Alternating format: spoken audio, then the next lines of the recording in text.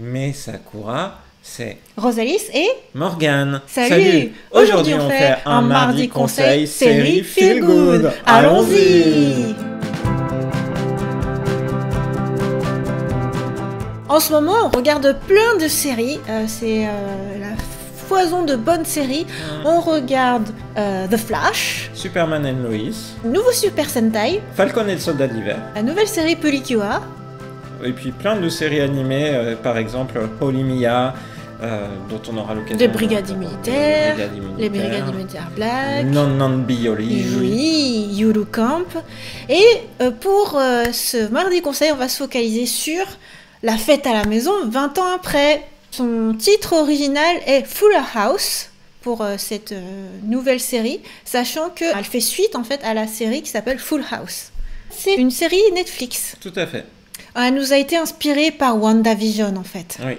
Parce que donc WandaVision, comme l'a amplement expliqué Morgane au cours de 3 grandes vidéos, ça rend hommage à plusieurs sitcoms américaines, dont ce qui en France nous est arrivé sous le nom La fête à la maison. Et donc à un moment donné, on s'est dit avec Morgane, mais en fait, il y a une suite, est-ce que tu as regardé? Ah non, et tout. Et en fait, c'est sur Netflix. C'est ça, la question c'était est-ce qu'il y avait aussi des sitcoms à l'ancienne qui étaient encore produites Et effectivement, La fête à la maison 20 ans après a démarré en 2016 pour 5 saisons, puisque l'ultime saison a été diffusée à partir de juin 2020 et qui faisait suite 29 ans après à la toute première série. Avec tous les mêmes acteurs de l'époque qui reviennent, mais du coup en version adulte. Et le truc, c'est que tu les reconnais bien, ils font souvent référence à leur enfance, la série qui avait été diffusée. Et en même temps, tu vois tous les canons des sitcoms, gentils comme ça, familial, adorable. C'est pour ça, pour moi, là, c'est du pur feel good. Du coup, merci WandaVision pour nous avoir... donner envie d'aller vers cette série. Alors pourquoi exactement? En fait, c'est aussi parce qu'il y a eu le fait que ça soit WandaVision, et aussi l'actrice de Wanda dans WandaVision, c'est Elizabeth Olsen, alias la sœur, celles qui sont connues, la petite sœur des deux jumelles Olsen, qui tenait un rôle dès quasiment leur naissance dans La fête à la maison, puisque effectivement elles apparaissent d'abord sous la forme de bébés, et puis le personnage... sous la forme. Non, mais après elles grandissent. Elles ont 7 ans à la fin, 8 ans à la fin de la série. Fou, hein. Donc les gens les ont vraiment vus évoluer de cette manière-là. Donc il y a un double croisement. Ouais, c'est incroyable. Et en plus, tu vois qu'elles sont sœurs, quoi, parce qu'elles se ressemblent tellement. Et donc, ce qui est marrant dans cette histoire, c'est que les jumelles Olsen incarnaient un seul rôle, un seul bébé, mais du coup se répartissaient. Je peux comprendre que pour un bébé, jouer dans une sitcom, ça doit être un peu long, quoi. Et en fait, dans la série, la nouvelle Fuller House, t'as la même chose. C'est-à-dire que t'as un bébé qui est joué par 2 bébés. Puis après que tu vois grandir et tout. Et ce qu'on a vite remarqué avec Morgane, c'est que finalement Fuller House, c'est Full House à l'envers.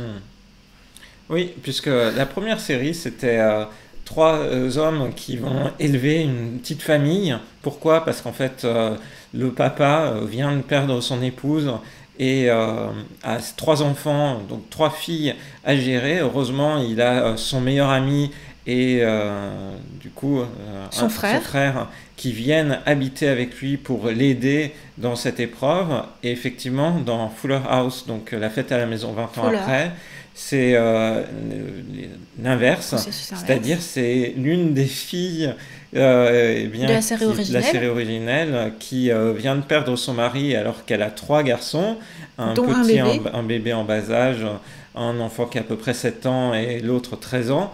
Et elle a sa sœur et aussi sa meilleure amie qui viennent habiter avec elle pour justement faire en sorte de pouvoir gérer cette petite famille. Et du coup, ça devient vraiment une famille en recomposant avec de l'aide extérieure. Et au début, moi, je disais à Morgane, c'est quand même curieux, non? Enfin, je sais pas, en France, est-ce que tu vois ça, une grande maison avec pas seulement la famille de sang, mais aussi des éléments extérieurs qui viennent pour élever tes enfants. Et Morgane me disait, C'est une sitcom. Morgane me disait, ça peut arriver et tout, voilà, une société d'entraide. Voilà, et après, moi, je me disais, mais tu peux vraiment t'entendre? Parce que du coup, dans l'éducation d'un enfant, c'est quand même compliqué, quoi. Déjà, entre un couple, pour s'entendre, c'est compliqué. Après, quand t'as les grands-parents qui viennent dire, tu devrais faire ci, tu devrais faire ça, c'est compliqué. Alors, du coup, ton meilleur ami, ta meilleure amie, enfin, je sais pas, eh ben, ça se passe très bien. Parce que c'est une sitcom gentille. Ouais. Et tout est tout le temps gentil.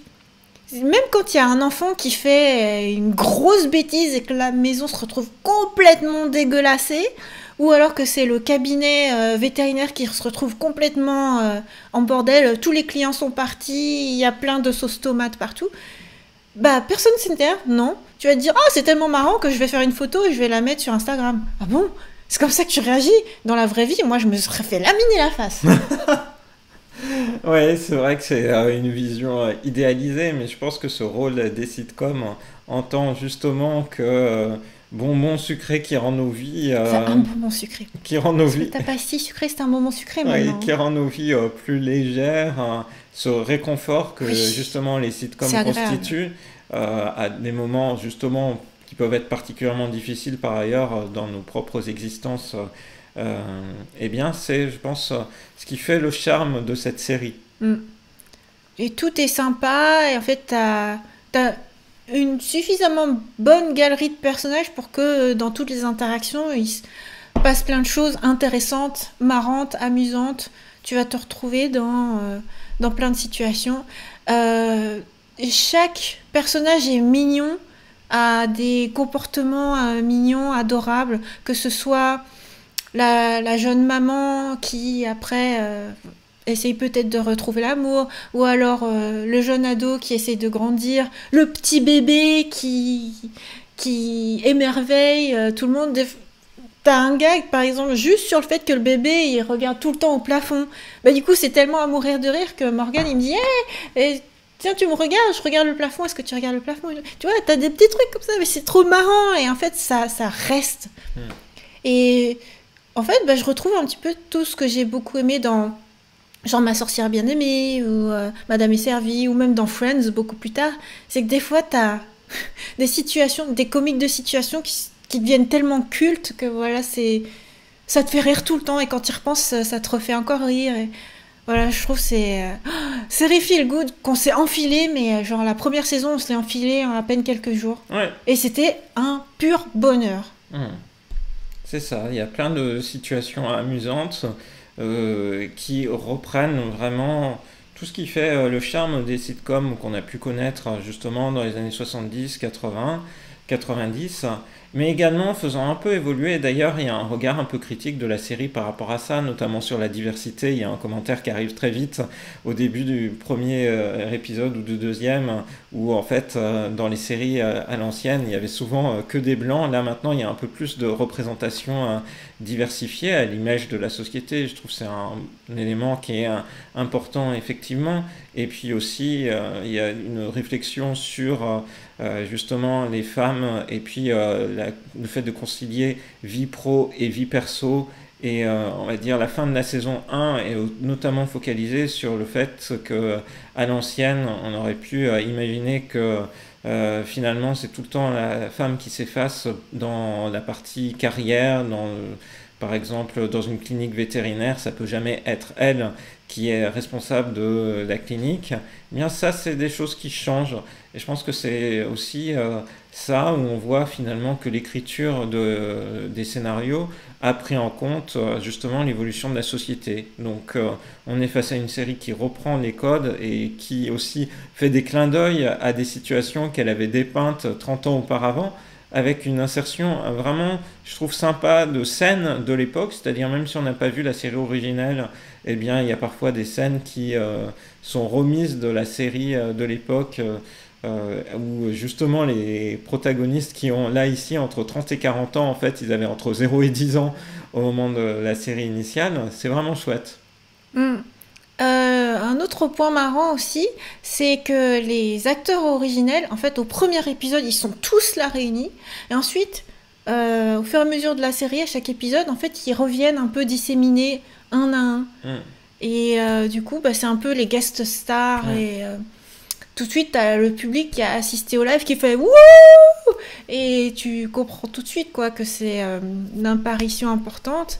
Voilà, je trouve ça chouette aussi quoi, que ça fasse toujours référence aussi à la série originelle, aux fans qui ont suivi. Voilà, je trouve ça vraiment bien. Et je trouve ça impressionnant en fait, de pouvoir refaire jouer les mêmes acteurs. Mm. Et tu vois, de pas les remplacer comme des soap opéras. Mm.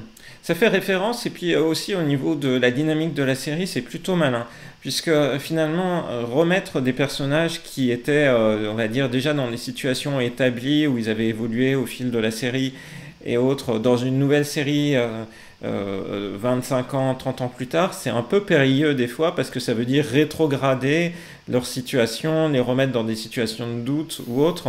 Et là, par exemple, les personnages, quand ils sont introduits, les anciens, donc par exemple le trio d'hommes qui a géré la famille dans la première saison, ils viennent, mais ils viennent animer, ils viennent apporter des conseils. C'est pas comme parfois un peu simple dans l'écriture scénaristique, où d'un coup on va les faire, ils vont plus être conformes à ce qu'ils étaient, parce qu'il faut refaire naître une flamme ou quoi que ce soit. Non, c'est pas ça. Là, ils sont là comme piliers, ils sont présents, mais sans être trop présents, sans, on va dire, bien écrasés de leur renommée de l'époque, de l'importance qu'ils avaient le reste de la série, puisque c'est vraiment une série qui est centrée ici sur finalement les personnages qui étaient enfants à l'époque de la série originelle. Donc j'ai trouvé que c'était bien vu, c'est une bonne utilisation en fait des guests de l'époque.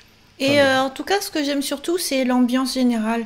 C'est toujours très léger, très agréable, qui se passe, enfin, quoi qu'il se passe, en fait, quoi que Morgan ait pu décrire, qui ait une certaine profondeur, tout est abordé de manière à ce que tu le prennes de manière agréable. Et c'est pour ça, c'est vraiment feel good, super bien, quoi. Tu passes un super bon moment et t'as le sourire tout le temps. Moi, je rigole tout le temps.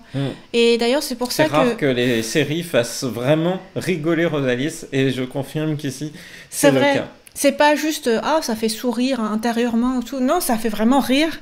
Et c'est pour ça que du coup, on a regardé autant d'épisodes successivement parlant, parce que Morgane, ça lui faisait trop plaisir de m'entendre rigoler. Donc, mais c'est bien. Et en fait, moi, j'aimerais qu'il y ait plus de séries comme ça. Juste, enfin, si jamais il y en a encore plein, je sais pas où les trouver. Tu vois, par exemple, Friends, ça a toujours un succès fou, et puis on le regarde, on re-regarde, et puis on sait que c'est une série dans laquelle tu vas trouver de la bonne humeur. Mais maintenant, il doit bien y avoir d'autres productions de ce genre, quoi. Et How I Met Your Mother, ça commence déjà à dater aussi. Donc, Typiquement, en théorie aussi, ça commence à dater. Oui, oui. Il y a d'autres séries aussi. Alors, je voudrais rebondir là-dessus. Il y a aussi des séries reboots qui sortent sur ça. C'est-à-dire que, exactement comme La Fête à la maison, et donc 20 ans après, par exemple, au moment où on tourne cette vidéo 2 semaines après que Punky Brewster soit revenu avec un reboot avec l'actrice originelle qui prend sous son aile une petite fille qui est... Ah, tu veux dire des genres de suites? Oui. Ah, et ça s'appelle Reboot? Non, c'est pas un vrai reboot, c'est un remake, mais avec les personnages. Donc ça serait un spin-off. Allez, on y va. Bah, c'est une suite. Oui, c'est une suite. Comme pour La Fête à la maison. Comme pour La Fête à la maison, et comme pour l'excellent, il y avait une série dans le genre qui nous avait beaucoup plu, qui était une série Disney Channel, mais qui était vraiment ultra bien construite. C'était Le Monde de Riley. Ah oui. Donc n'hésitez pas à aller voir notre vidéo sur Le Monde de Riley, puisque s'il y a une série aussi dans le genre qui mérite d'être découverte, cette série-là, parce qu'elle avait une construction en 3 saisons qui est vraiment remarquable. L'équipe de scénaristes derrière Le Monde de Riley écrit vraiment de manière à la fois moderne, enjouée, positive, mais avec des messages importants pour une série pour la jeunesse. C'était vraiment une belle réussite qui est disponible du coup sur Disney+, tout comme la série initiale qu'on n'avait pas trop connue en France, Incorrigible Cory, qui est elle aussi disponible sur Disney+. Ah d'accord, donc tu veux parler des séries qui font suite à des séries. Et qui rentrent dans le cadre justement de ce que tu évoques. Cela dit, Le Monde de Riley, c'est quand même un peu différent de sitcom, parce que Le Monde de Riley, c'est un Disney qui en plus traite de sujets de société qui peuvent être durs, genre le harcèlement scolaire. Là, c'était des épisodes qui étaient vraiment durs. C'était presque pas une série Disney au sens où on l'entend classiquement, c'est-à-dire elle était produite par Disney, mais elle traitait effectivement de problèmes de société, et elle était vraiment à part dans cet univers-là des séries Disney. Alors que pour Fuller House, La fête à la maison 20 ans après, c'est vraiment hyper léger, quoi. Et si jamais il devait parler de harcèlement scolaire, je pense qu'il trouverait une manière de faire rire un moment. Oui, c'est vrai. vrai. Je trouve que c'est encore différent. Le pur sitcom... voilà. Le pur sitcom tourné en public. Et d'ailleurs, ça se sent, le public réagissant bien. Mais on est vraiment face à un élément tourné en public. Ouais. Et donc, pour boucler la boucle, peut-être, parce qu'on disait que finalement, là, ce mardi conseil, c'est comme si ça nous avait été conseillé par WandaVision. Eh bien, juste après la diffusion de WandaVision sur Disney+, on a eu droit à un making-of. Ouais. Voilà, une semaine après le dernier épisode, on a eu le making-of. Et une semaine après, paf, une nouvelle série Marvel. Et ce sera l'objet d'une prochaine vidéo. Mais oui, on parlera du coup de Falcon et le Soldat d'hiver. Sachant qu'on sait maintenant par ailleurs quelle sera la prochaine série Marvel après Falcon et le Soldat d'hiver. Ils sont forts chez Marvel et chez Disney, puisque ça sera la série autour de Loki au mois de juin. Mais donc avant, on fera une vidéo effectivement sur nos impressions sur Falcon et le Soldat de l'hiver, et également sur d'autres séries que tu as abordées en introduction de cette vidéo. Notamment, je tiens à faire une vidéo sur la nouvelle série de Super Sentai, la série qui fête les 45 ans de la franchise Super Sentai, la série des 35 ans. Là, ça avait été un coup de cœur, Gokaiger. J'ai presque envie de partir super-héros japonais. Au Japon pour ça. Et ça aussi, c'est du feel good. C'est une série. Donc voilà, c'était un mardi conseil feel good où on se met sur un petit nuage cotonneux, on passe un bon moment. Rosalie rigole beaucoup. Voilà. Donc vous pouvez regarder cette série-là et vous dire c'est une série au cours de laquelle Rosalie rigole. Ouais. Essayez de deviner les situations. Ah si, ces dernières années aussi, il y avait un soupçon de magie aussi que j'avais beaucoup aimé. Mais c'est pareil, ça fait déjà quelques années. Donc avant que je retrouve une série américaine qui soit aussi feel good, je trouve qu'il se passe du temps. C'est pas évident, c'est vrai. Parce qu'on est plus sur des drames souvent, ou sur des séries, des thrillers, d'action. Des séries d'action. Thriller Je regarde pas trop des thrillers. Non, justement, tu regardes pas. Ok. Bon voilà, le mot de la fin. Du coup, j'aime bien, vraiment, je pense qu'on est face à ce type de comédie familiale où justement l'idée c'est que toute la famille peut regarder et s'amuser et puis passer du bon temps face à ces épisodes dans lesquels on voit les personnages évoluer. Vraiment, en plus, ce que j'aime bien dans cet élément, c'est le fait de se dire que les gens évoluent avec ces personnages. J'ai l'impression que les personnages font partie de la famille. Je pense que tu citais Friends. Je pense qu'on avait l'impression que c'était un peu nos amis. Ouais. Et là, pour la fête à la maison, je pense que c'est un peu la même chose. Alors nous, on n'a pas cette dimension-là parce qu'on n'a pas véritablement vécu la première série, mais je trouve ça assez exceptionnel, par exemple, qu'aux États-Unis, les spectateurs, ils aient vu justement les 3 héroïnes grandir dans la série il y a 30 ans et maintenant les retrouver et voir comment ils ont évolué. Je trouve que c'est vraiment des beaux concepts.